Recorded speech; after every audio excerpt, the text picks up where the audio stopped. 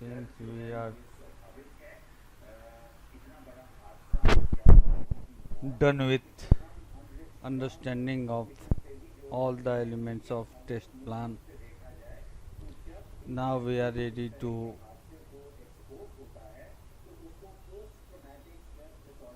do load testing. We are also done with doing basic load testing using basic scripting. So we should not be confused with the word script. So there is no such script being used. Only we are designing test plan. So scripting word should not create confusion here. We should only understand that scripting here is used for designing load testing. There is very little scripting used on special occasions where we have to create some value using script, then only we use script. Otherwise there is no such thing like scripting in load runner.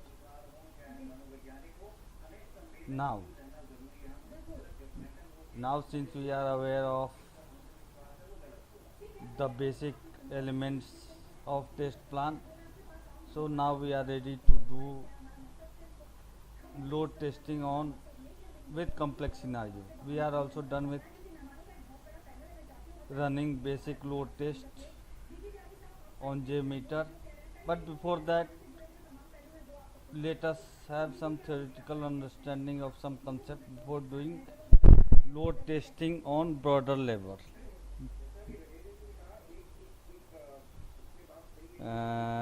So when we will be designing test plan for larger scenarios, for complex scenarios, we have to consider some of the things so that we can do load testing in proper process. We can do proper load testing. We should have idea of all these things in order to ensure that we are doing load testing for all the scenarios required. So when we are designing test plan, the first thing is workload designing. What is workload designing? There are many things which we need to understand to design test plan, first among which is workload designing.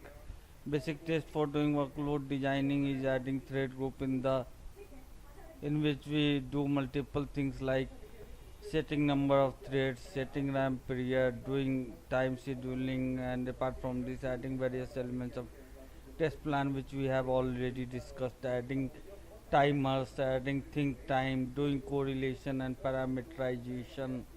All these things are included in workload designing. All the elements of test plan are, whether it is thread group, config elements, listeners, timers, preprocessors, post-processors, assertion, test fragments, non-test elements, all these elements are used in order to prepare load testing. So that is called workload modeling. We are using the elements of test plan to prepare load test, that is workload modeling. We use think time, we use correlation and parameterization, we prepare scenarios, and all these things comes under workload modeling. Means we are designing what elements of test plan to be added in order to prepare load test, that is workload designing. Now second thing is we do is baseline testing. Now what is baseline testing?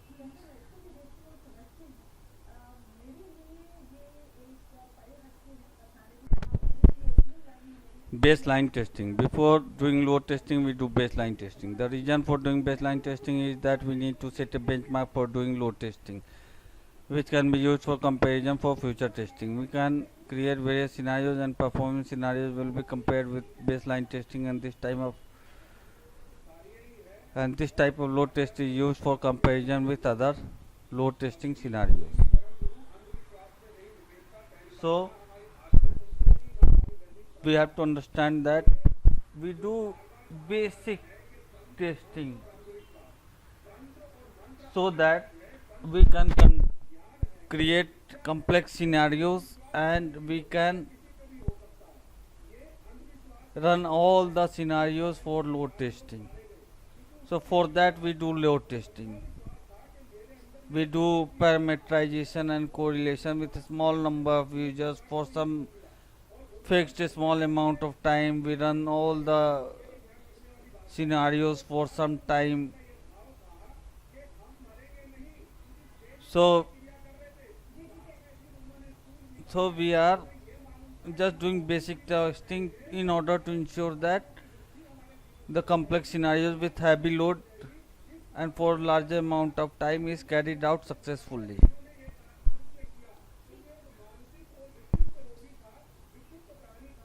Baseline testing can be also defined as validation of documents used for designing test cases for load testing. Baseline testing is done to create a standard or benchmark so that we can do comparison of various scenarios, and it is also therefore called benchmark testing. One more thing to be understood is that if there is any requirement of load testing given by the client, then baseline testing is used to determine if the load test case can be carried out in given environment or not. Baseline testing also solves many problems at the initial stage. Baseline testing is done after script is validated. We can run each scenario one by one for some time so that we can check whether all the performance test cases can be carried out or not. Or we can run each scenario for 10 virtual users for 5 minutes to check if there is error in the running of script or not. In short, we can say that baseline testing is used to do some basic testing on the scenarios for which we have to do load testing involving heavy load of virtual users and for larger amount of time during peak loads. But before doing that, we do testing of same scenarios with small load and for a smaller time, and we see whether there is error or not, and if everything is run successfully with a small load with a small number of virtual users and for a small time, then we go ahead and plan some bigger scenarios involving large number of users and for larger time during peak load. So we can say that baseline testing sets the standard for future testing, and it sets the benchmark, so that's why it is also called benchmark testing. So first of all, simple scenarios are carried out with small load, then which is done and called as baseline testing, and then after that complex scenarios are planned, and in complex scenarios results are compared with baseline testing results, which helps in further analysis and helps in improvement of performance of application present on the server. Now third point is script validation. What is script validation?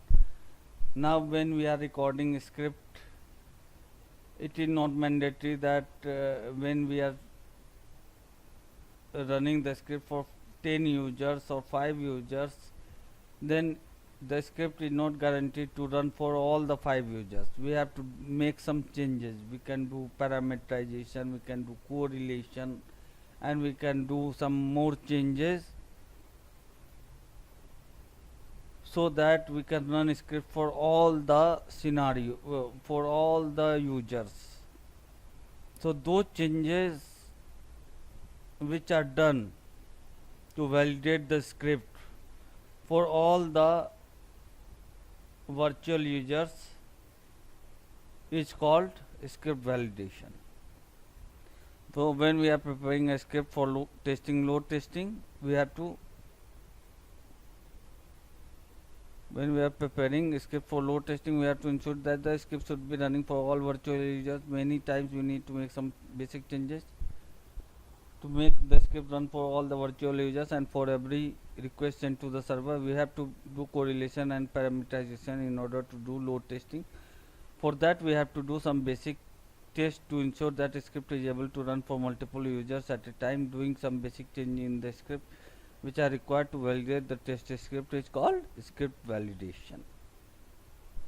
So first of all, we run the script for one user, we make all the necessary changes and validate the script in order to run it for multiple users.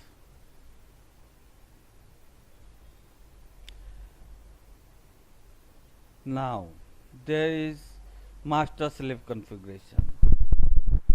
Now many times we are required to generate load from multiple machines connected on the same network. For that we use master slave configuration. Slave machines are those machines where jMeter is installed and used to generate load. Now there is one master machine which is called test controller, which is used to connect with those test agents on the same machine and generate result.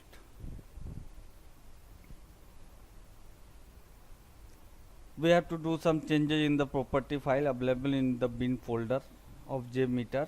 So it is not very complex type of thing and we should not bother too much about this. Just by doing some changes in the property file, we are able to add the slave machine to the master machine, and master machine will show the result with involving load of slave machine also. Means it will include all the results of the load generated from the slave machine, and master machine will gather the, will have the information of performance testing of the load generated through all the machines and will display the result on the master machine itself. Means it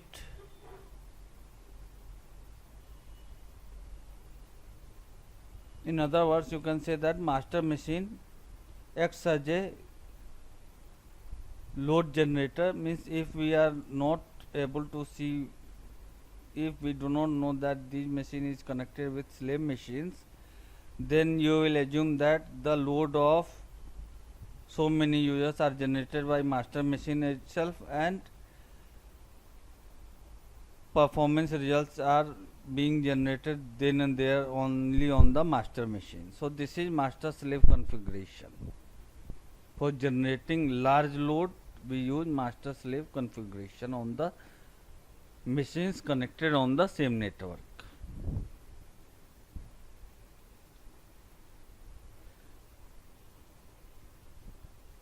It is little difficult to reproduce here as we are having single machines, but when multiple machines are available on the network, then it is very easy to replicate and very easy to learn also. GUI and non-GUI mode in jMeter. It is also very important topic we should understand while doing load testing on jMeter.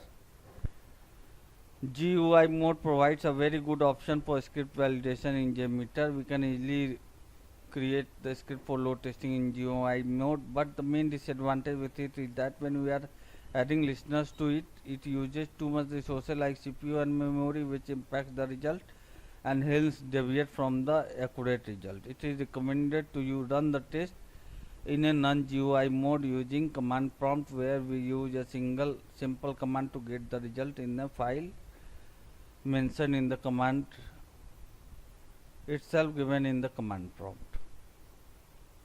Now we have seen everything in GUI mode. GUI mode is very simple to use, and once we understand the elements of test plan, it's very easy to run load testing in GUI mode also. Though adding listener sometimes affects the result, so it is better if you run the test in non-GUI mode, and running the test in non-GUI mode is also very easy. We just have to go to command prompt. From there we have to change the directory to bin folder of the jMeter folder, and when we go to bin folder, when we are on the bin folder on the command prompt, then we will run the following command: jmeter /n/t location of your jmeter test script -l location of result file. N stands for non-GUI mode, till stands for location of jmeter script. Now we can see that in command prompt also. We do not need to go to command prompt for understanding this. We just have to go to bin folder. We have to change directory to bin folder in command prompt, and we have to paste this command: jmeter nt location along with script name, along with .jmx file -l, and location of result file. A result file may be JTL as well as CSV file. So this is the thing we have to understand, and we will be practicing workload modeling, baseline testing, and script validation when we will be designing our next scenarios, which will be little complex. Master slave configuration and GUI and non-GUI mode in jMeter is not so important at this position.